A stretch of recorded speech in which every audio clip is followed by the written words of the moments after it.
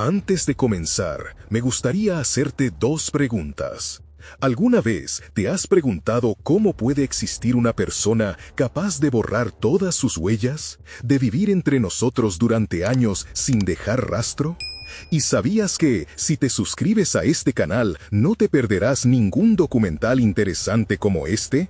Respondiéndote a la primera pregunta, déjame contarte que en el extremo norte del continente americano, donde la nieve cubre la tierra la mitad del año y la oscuridad invernal se instala durante meses, la vida transcurre con un ritmo distinto. Alaska, con sus paisajes vastos y su aparente pureza, ha sido durante décadas un refugio para quienes buscan desaparecer del ruido del mundo. Entre pescadores, veteranos y trabajadores de temporada, los rostros se repiten poco y las preguntas se hacen menos. En ese escenario, un hombre llamado Israel Keyes encontró el anonimato perfecto. En marzo de 2012, la desaparición de una joven barista de Anchorage llamada Samantha Koenig rompió la quietud habitual de la ciudad. Tenía 18 años y trabajaba en un pequeño kiosco de café a la salida de una gasolinera. Las cámaras de seguridad registraron su última noche de trabajo. En la grabación se veía a un hombre con pasamontañas acercarse al ventanal, pedir un café, sacar un arma y obligarla a salir. En cuestión de segundos, Samantha y su captor desaparecieron en la oscuridad.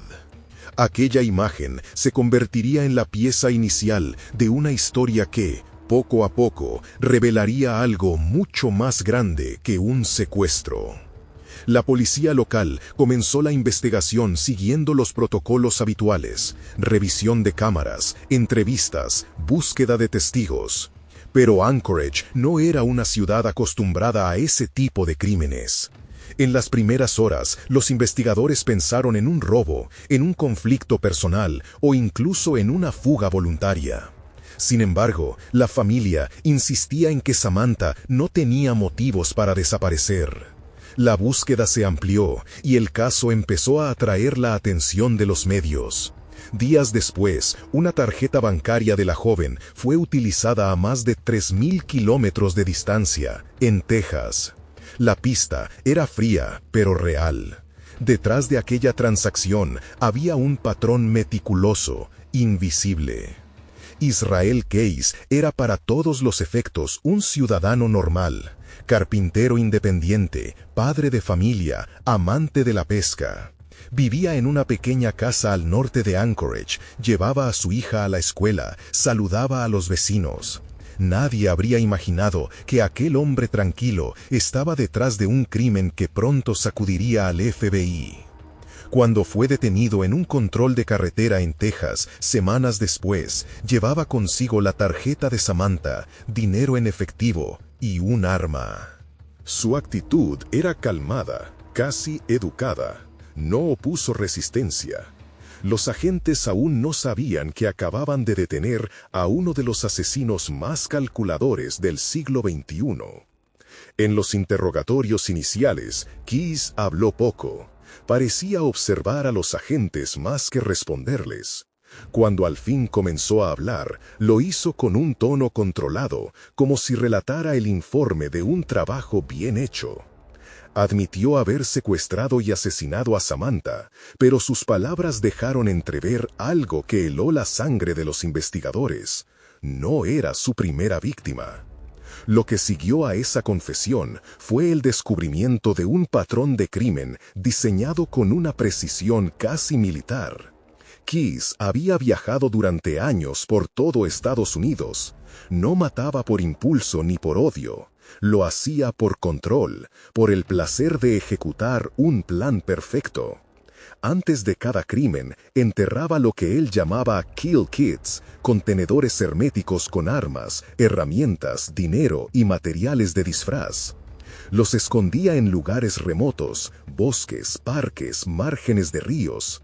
Años después regresaba, recogía uno de esos kits y escogía una víctima al azar, en un estado distinto, en una ciudad donde nadie lo conociera. Luego desaparecía sin dejar rastro. Cuando los agentes del FBI comenzaron a seguir su rastro, descubrieron que aquellos contenedores estaban esparcidos por todo el país, de Vermont a Washington. A diferencia de otros criminales, Keyes no buscaba notoriedad. Detestaba a los asesinos mediáticos que daban entrevistas o dejaban firmas reconocibles.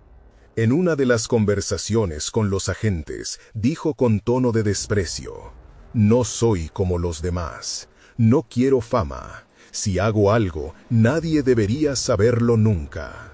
Para él, el crimen era una forma de arte privado, una disciplina que requería paciencia, orden y frialdad. Lo que lo hacía aterrador no era su violencia, sino su ausencia de caos. Era un hombre que planificaba la muerte con la misma calma con la que diseñaba una estructura de madera. A medida que el FBI reconstruía su pasado, emergía la historia de un hombre criado en un entorno aislado. Keyes nació en 1978, en Utah, en una familia con fuertes creencias religiosas. Pasó gran parte de su infancia en zonas rurales del noroeste, sin contacto regular con la sociedad. Su padre, un hombre rígido, trasladaba constantemente a la familia en busca de comunidades más conservadoras. En su adolescencia, Israel comenzó a mostrar un interés inquietante por las armas y la caza. Pero no fue hasta que se unió al ejército que aprendió la disciplina y la logística que más tarde aplicaría a sus crímenes. Durante los años que sirvió en el ejército, sus compañeros lo recordaban como eficiente, reservado y solitario. No bebía mucho, no se metía en problemas, pero tampoco se integraba.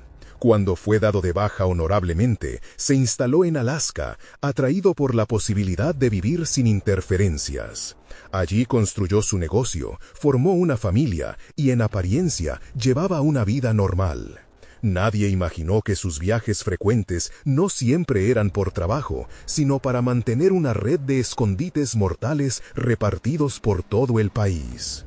El caso de Samantha Koenig fue la puerta de entrada a su mundo.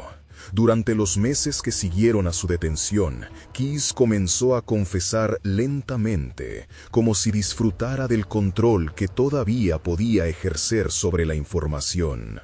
Reveló haber cometido múltiples asesinatos en diferentes estados a lo largo de más de una década. Sin embargo, se negó a dar nombres o detalles específicos. Dijo que había elegido a sus víctimas al azar, que no las conocía, que lo hacía porque podía. En una de las grabaciones del FBI se escucha decir: «Si quieres desaparecer a alguien, tienes que pensar como nadie piensa. Yo lo hacía todo al revés». Los investigadores se enfrentaron a un dilema sin precedentes. Tenían a un asesino confeso, pero sin víctimas identificadas, sin pruebas físicas, sin escenarios de crimen definidos. Cada confesión abría un nuevo mapa de posibilidades. El FBI comenzó a revisar casos sin resolver en más de una docena de estados.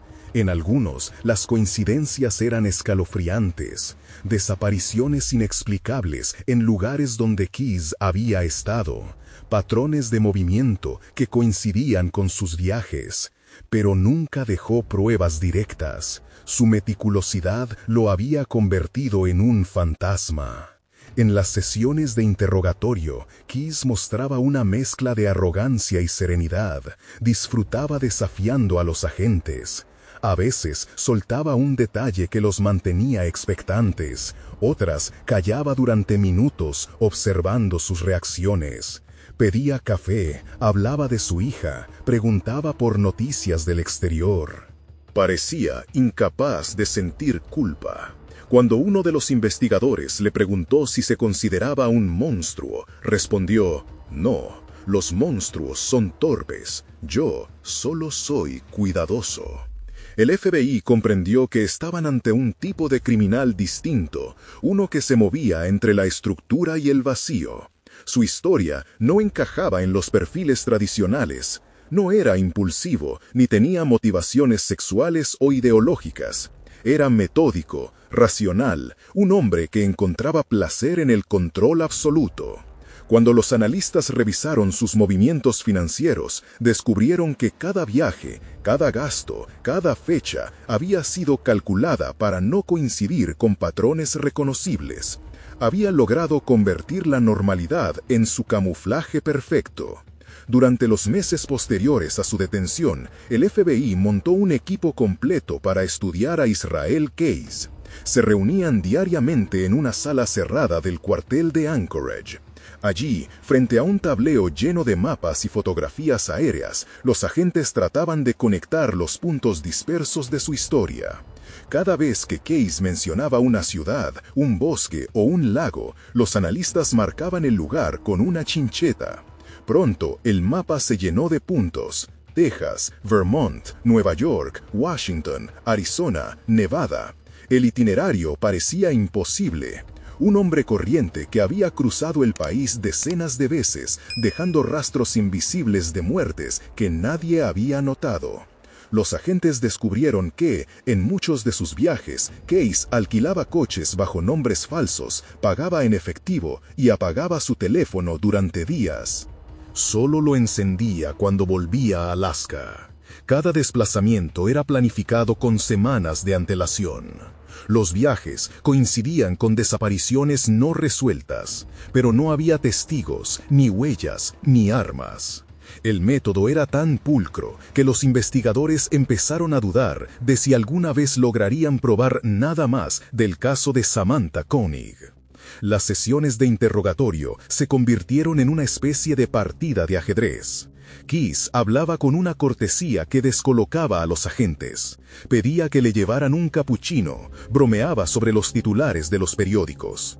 Luego, sin cambiar el tono, soltaba una frase que alteraba el rumbo de la investigación.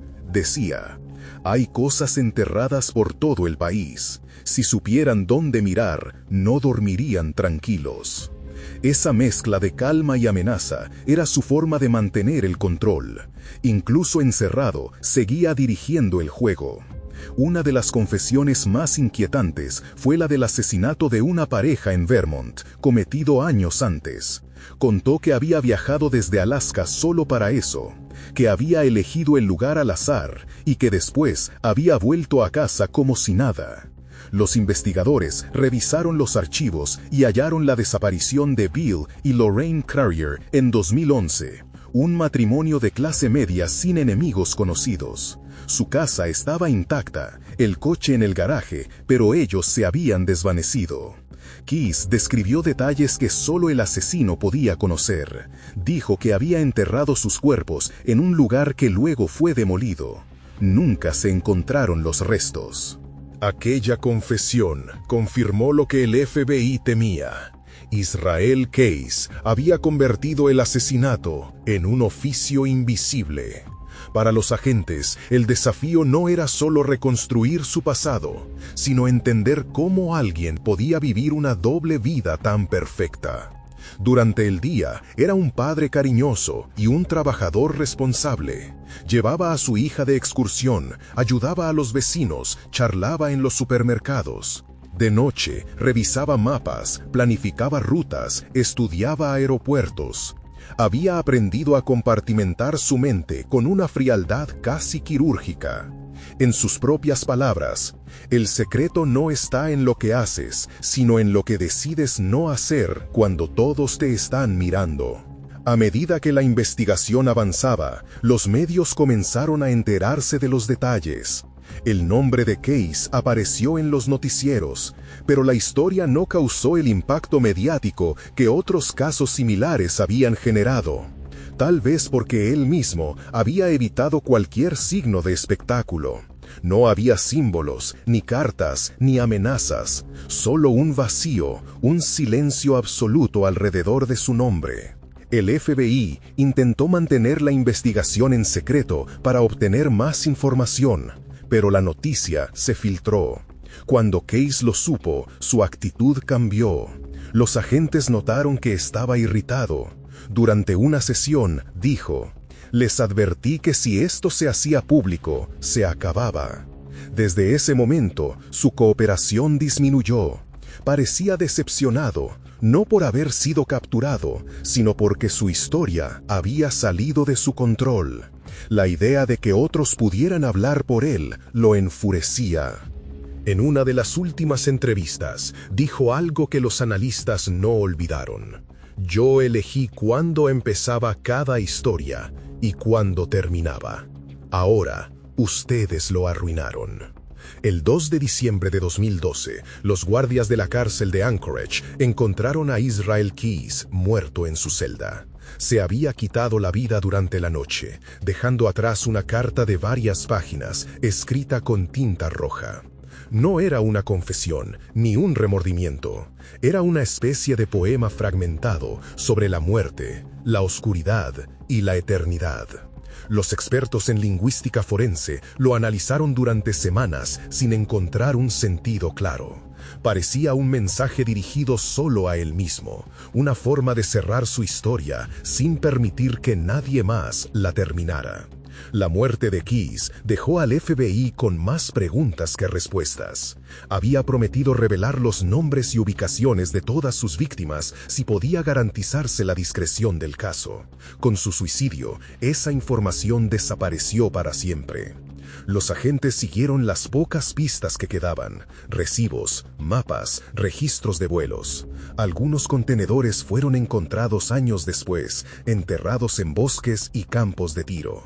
Dentro había armas, cuerdas, cintas adhesivas, dinero. Los kits confirmaban que su relato era cierto. Sin embargo, nunca se pudieron vincular todos los hallazgos con crímenes concretos. En 2013, el FBI publicó un mapa interactivo con los movimientos de Keyes y pidió ayuda al público. Los investigadores esperaban que alguien reconociera fechas o lugares, pero la respuesta fue limitada.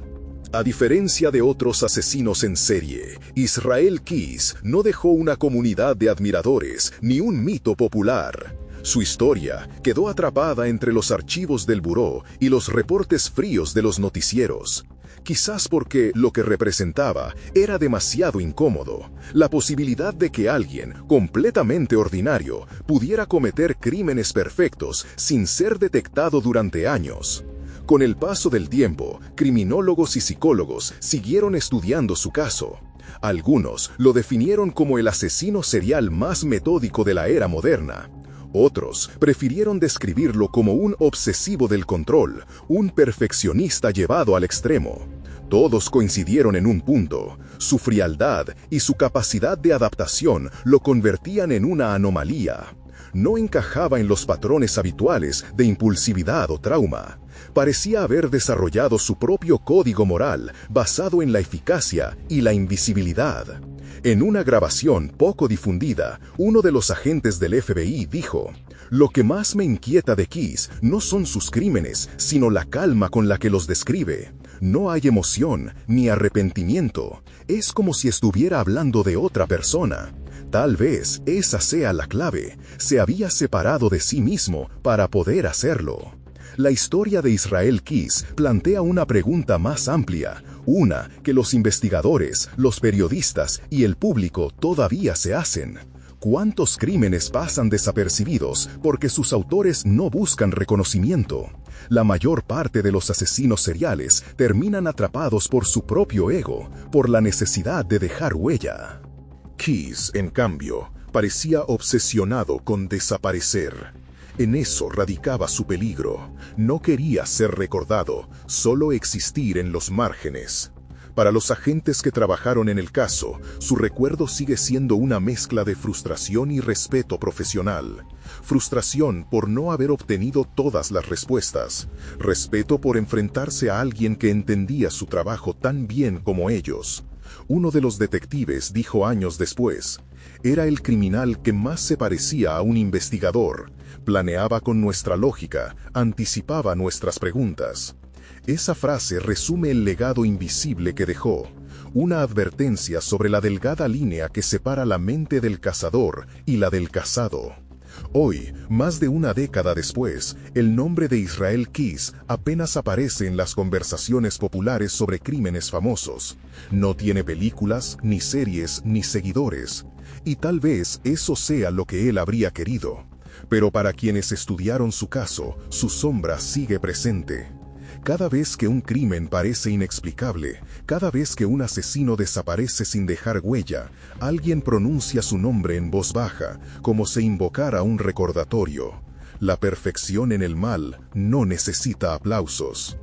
En los meses posteriores a su muerte, el FBI siguió trabajando casi en silencio. Lo que quedaba del caso de Israel Keyes era una serie de carpetas abiertas y una sensación incómoda de inacabado. Cada agente que había participado en los interrogatorios regresó a revisar sus notas, buscando alguna pista que se les hubiese escapado. La mayoría coincidía en que, aunque habían capturado al responsable de la muerte de Samantha Koenig y posiblemente de varias más, no habían atrapado el mapa completo. Keyes se había llevado consigo las coordenadas del horror. El material grabado durante los interrogatorios se convirtió en un estudio de comportamiento en sí mismo. Horas de conversaciones donde su tono permanecía constante, casi monótono. Había algo hipnótico en su manera de hablar, ni rápido ni lento, sin emoción ni pausa innecesaria. Cuando los analistas del FBI revisaron esas cintas, descubrieron que nunca mentía del todo, pero tampoco decía la verdad completa. Sus frases estaban construidas para generar ambigüedad, como si cada palabra fuera una trampa. En cierto modo, incluso muerto, seguía controlando el relato. Una de las últimas grabaciones muestra un diálogo que ilustra perfectamente su mente. Un agente le preguntó por qué nunca había querido firmar sus crímenes, por qué no había dejado símbolos ni mensajes. Keyes se encogió de hombros y respondió: porque eso los hace encontrarte. Después sonrió y añadió: y porque nadie recuerda los nombres que no escuchan. Era su forma de explicar que el anonimato era parte del método. Su ego no necesitaba aplausos, solo perfección. A medida que se revisaban sus viajes y gastos, el equipo de análisis financiero descubrió una secuencia de movimientos que revelaba una lógica interna. Cada crimen estaba precedido por una retirada de efectivo y seguido por un período de absoluto silencio.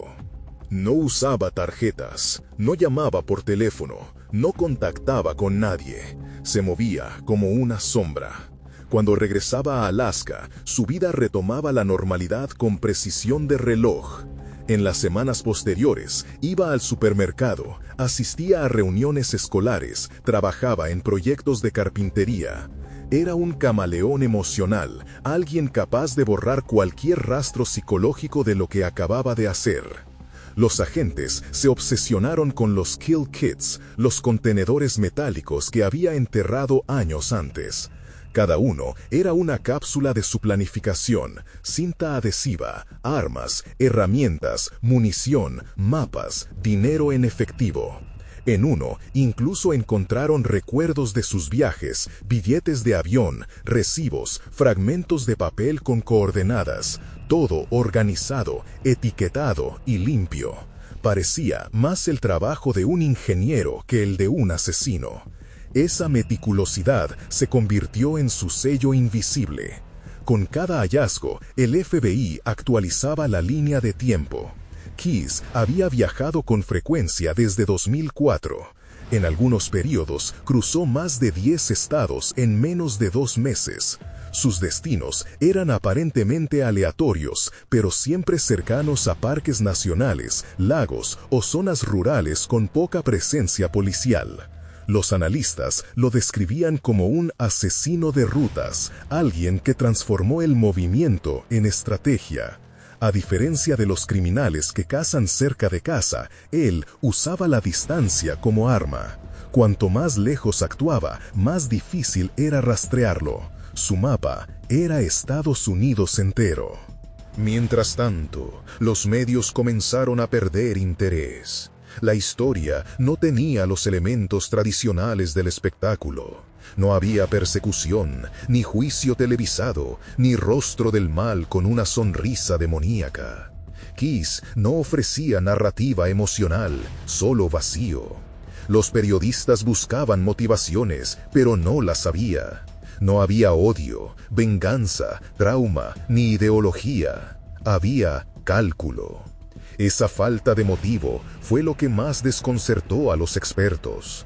En un informe interno, un psicólogo del FBI escribió: "No mata por impulso, mata para confirmar que puede hacerlo sin fallar". El legado del caso no está tanto en sus crímenes como en lo que reveló sobre los límites de la investigación moderna. Las herramientas tecnológicas, GPS, cámaras, registros digitales, no sirvieron para atraparlo. Fue detenido por un error banal, una simple compra con la tarjeta de su víctima. Si no hubiera cometido esa torpeza, probablemente habría continuado durante años más. Ese pensamiento todavía incomoda a los agentes que lo interrogaron. La idea de que la única razón por la que supieron de él fue una casualidad.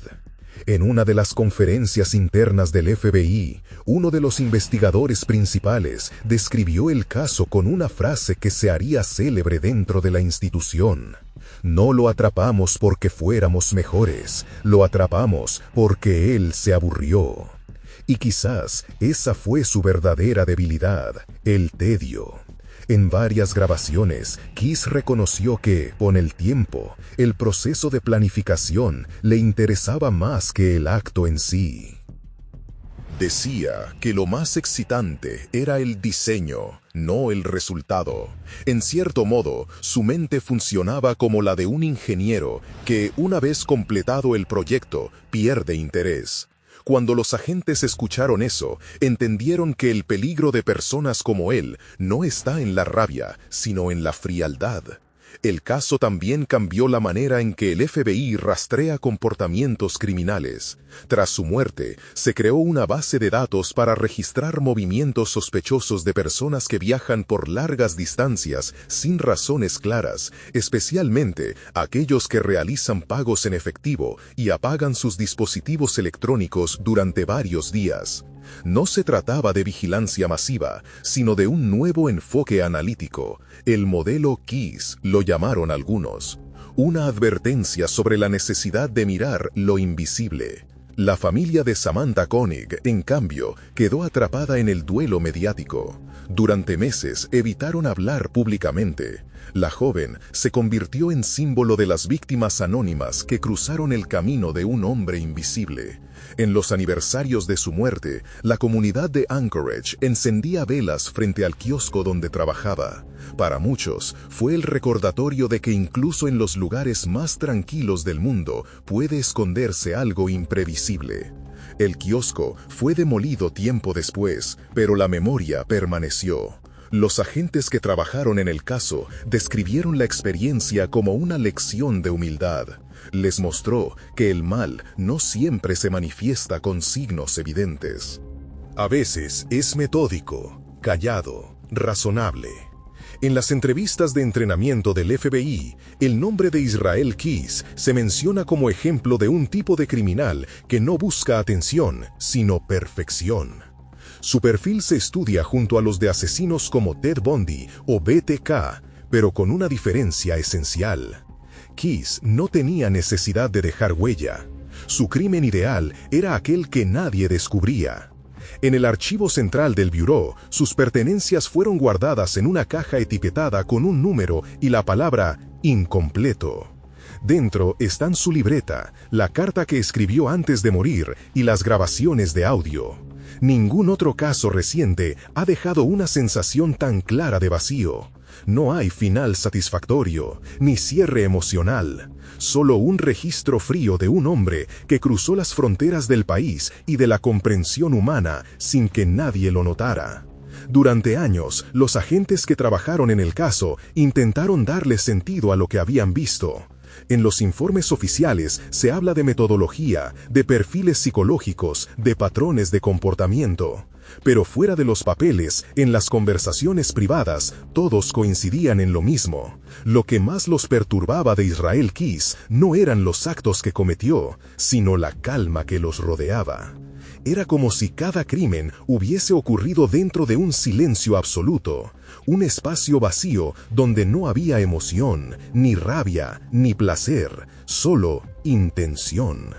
En criminología se suele decir que la motivación es la puerta al entendimiento. Los asesinos matan por odio, por venganza, por deseo, por ideología. Keyes no parecía responder a ninguna de esas categorías. Su motivación era el proceso mismo, la ingeniería del control. En sus propias palabras, era un juego, pero no un juego de azar, sino de precisión. Quería demostrar que podía vencer al sistema, que podía moverse en el interior de la sociedad sin que ésta lo notara. Su vida entera fue un experimento sobre el anonimato. El problema de casos como el suyo es que obligan a la sociedad a mirar hacia zonas incómodas. Es más fácil pensar que los criminales son monstruos visibles, seres ajenos a la normalidad. Keyes desmontó esa idea.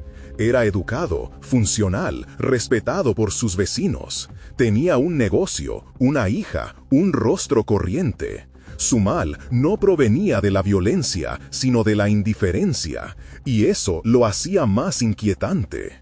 Representaba la posibilidad de que el mal no siempre se esconde en los márgenes, sino que puede convivir con nosotros, vestido de rutina. Cuando los analistas de comportamiento del FBI cerraron el expediente, dejaron una nota final. El sujeto muestra un control conductual superior a la media, ausencia total de empatía y una capacidad inusual para simular emociones humanas de manera convincente. Esa descripción, fría y objetiva, resume la esencia de su peligro. Keyes no necesitaba esconder su identidad, le bastaba con parecer normal. En la última conversación registrada antes de su muerte, un agente le preguntó si creía en el bien y el mal. Él guardó silencio unos segundos y respondió: "Creo en la planificación". Esa frase, que parece trivial, es la síntesis de su existencia. En su mundo no había moral, solo estructura. No mataba para castigar ni para obtener placer. Mataba para comprobar que podía controlar todos los factores. Cuando algo salía como había previsto, se sentía satisfecho. Cuando algo fallaba, se detenía durante meses, revisando cada paso como un ingeniero que busca el error en su diseño. Quizás lo más inquietante es que no fue un genio ni un psicópata brillante. Fue simplemente alguien que decidió vivir sin empatía, sin límites y con disciplina. Eso lo hizo casi invisible. Si algo demuestra su caso, es que la verdadera amenaza no siempre proviene del caos, sino del orden llevado al extremo. Un orden que elimina la compasión, que convierte a las personas en variables de un plan. Años después, algunos criminólogos han señalado que Keyes fue el primer asesino plenamente adaptado a la era moderna. Usaba los huecos del sistema, carreteras sin cámaras, pagos en efectivo, identidades legales. Supo moverse entre las grietas de un mundo obsesionado con la visibilidad. En un tiempo donde todo se graba y se publica, él eligió desaparecer. No por accidente, sino por diseño. Esa decisión lo convirtió en una sombra dentro del mapa digital del siglo XXI. Su historia también plantea una paradoja moral. La mayoría de los asesinos terminan capturados por vanidad, por necesidad de reconocimiento. Keyes no quería eso. Su único error fue romper su propia regla, usar la tarjeta de su víctima. Un acto mínimo, casi banal, pero fue suficiente. Ese gesto, quizás producto del cansancio, revela una verdad inquietante. Incluso el control absoluto se derrumba ante lo humano. Y él, en su búsqueda de perfección, no dejó de ser humano. Los agentes que aún hablan de él dicen que, si hay una lección, está en la vigilancia de lo cotidiano, en no dar por sentado que el mal siempre se anuncia. La historia de Israel Keyes no tiene moraleja, no ofrece consuelo ni catarsis, solo una advertencia. En un mundo donde todos buscan atención, hay quienes prefieren el anonimato, y son los más peligrosos. Cuando los medios cerraron el caso, el público apenas lo notó. No hubo titulares prolongados ni documentales inmediatos. Solo con los años su nombre volvió a mencionarse. Cada vez que un investigador encontraba un caso sin resolver que encajaba en su patrón. Hoy se sospecha que pudo haber matado en más de una docena de estados, aunque solo 3 crímenes se consideran confirmados. El resto se perdió en el tiempo, disuelto en la normalidad. En los archivos del FBI, su carta final está custodiada en una carpeta sellada. Algunos fragmentos se han publicado, hablan de sombras, de sangre y de sueños que regresan. Pero la mayoría permanece oculta, no por censura, sino porque no ofrece respuestas. Es una pieza de la mente de un hombre que solo se entendía a sí mismo. Y tal vez eso sea lo más aterrador, la posibilidad de que, en el fondo, ni él supiera por qué lo hacía. El caso de Israel Keyes se estudia ahora en las academias de policía como un recordatorio de los límites del perfil criminal. Enseña que incluso los sistemas más avanzados pueden fallar ante la simplicidad. Que el asesino perfecto no es el que esconde su rostro, sino el que logra que nadie lo mire. Y que, en el fondo, lo más perturbador del mal no es su intensidad, sino su silencio. Cuando la voz del narrador se apaga y solo queda el sonido del viento del norte, la historia de Israel Keyes se siente menos como un relato criminal y más como una metáfora. Habla de lo que la sociedad teme admitir, que la normalidad es una máscara fácil de imitar y que la oscuridad puede moverse entre nosotros con pasos lentos, educados y previsibles.